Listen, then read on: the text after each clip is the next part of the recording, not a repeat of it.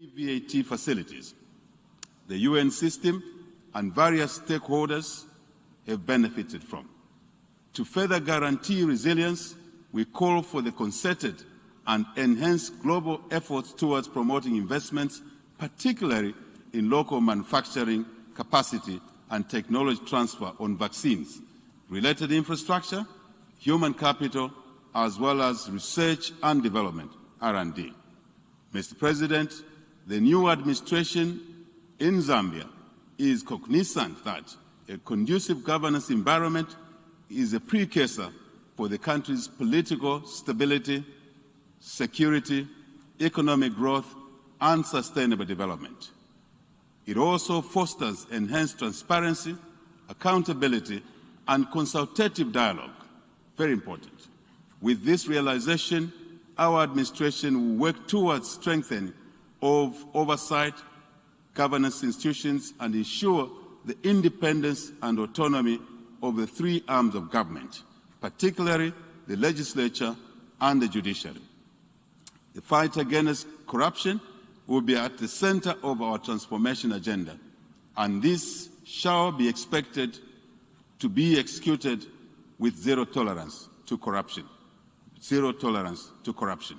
We shall also promote free media and an active civil society, as they are critical in upholding checks and balances, human rights, liberties, and freedoms. Mr. President, my government's high priority is to restore macroeconomic stability, attain fiscal and debt sustainability, promote economic growth, enhance economic diversification, and manage the contraction of debt. I am confident that these measures will restore macroeconomic stability and put the country back on economic recovery. To sustain this growth, Zambia will dedicate efforts to guarantee a stable and predictable environment that will attract and protect local, regional, and foreign direct investment, as well as enhance local participation in our economy. Very important. This is a prerequisite for a vibrant private sector-led economy, and thus create jobs and opportunities for all our people. Mr. President, to complement these efforts, Zambia has embarked on an ambitious economic and social transformation agenda with a view to creating equitable opportunities and poverty reduction for the Zambian people, especially the youth and the women who actually delivered our election victory in our country. In order to achieve this goal, our administration shall design and implement interventions aimed at inducing enhanced productivity in agriculture, mining, energy, financial services, tourism, technology, health, and education, as well as support the growth of micro, small, and medium enterprises. Despite these well-thought-out interventions, today's world economy is more complex than ever before. Given the numerous global concerns, including pandemics, climate change, and indeed illegal human migration, it is imperative that we adapt to these effects of globalization by fostering key partnerships and deepening integration at all levels, so to say.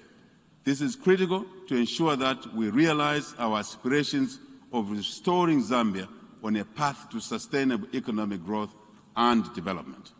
Mr. President, Zambia is aware of the critical role of the United Nations in guiding the world to focus on the Sustainable Development Agenda.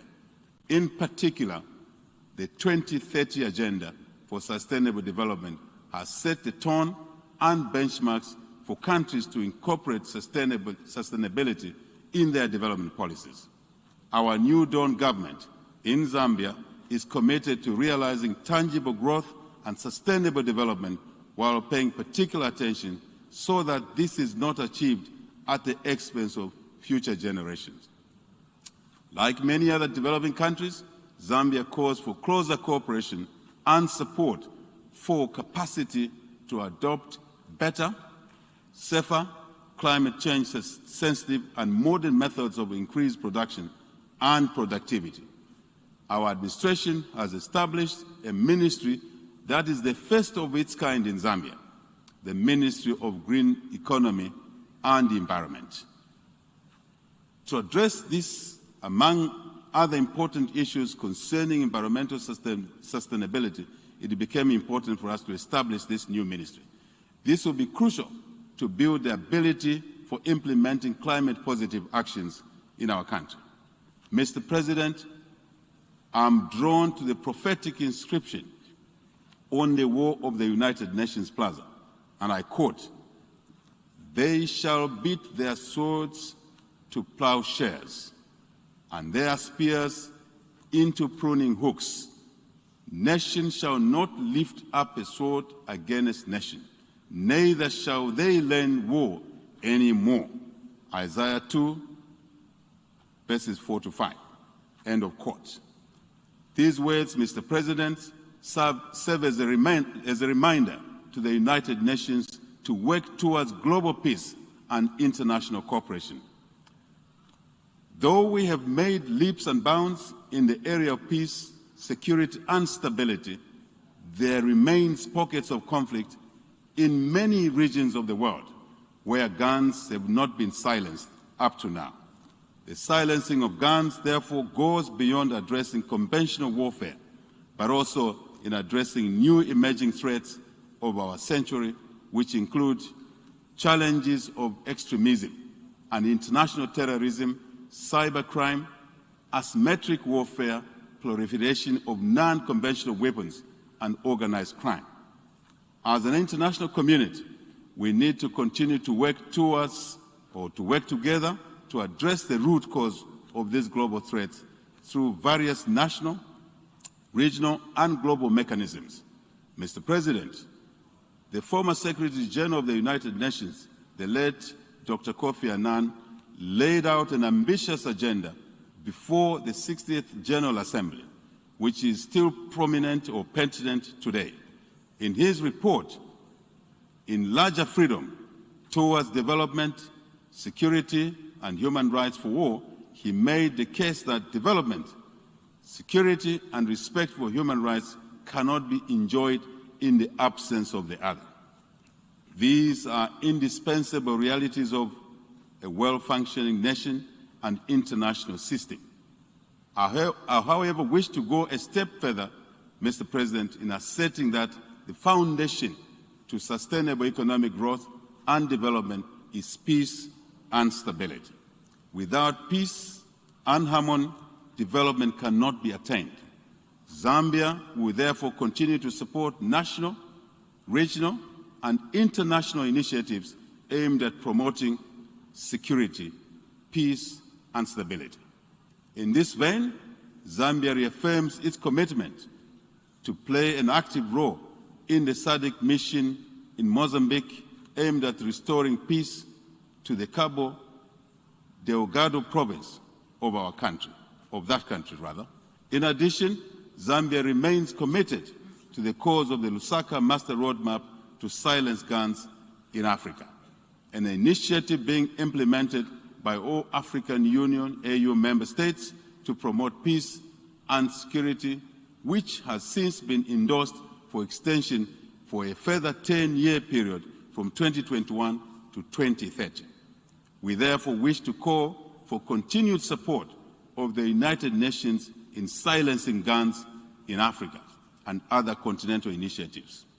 Mr. President, in the quest for promoting global peace and stability, security, Zambia notes with satisfaction the entry into force of the Treaty on Prohibition of Nuclear Weapons, TPNW, which became operative on the 22nd January 2021. The entry into force of the TPNW is a tangible feat towards advancing the cause of nuclear disarmament on the international stage. Zambia encourages other states that are yet to ratify the TPNW to come on board so that we can continue making advances towards achieving our aspirations of eradicating nuclear weapons on our continent.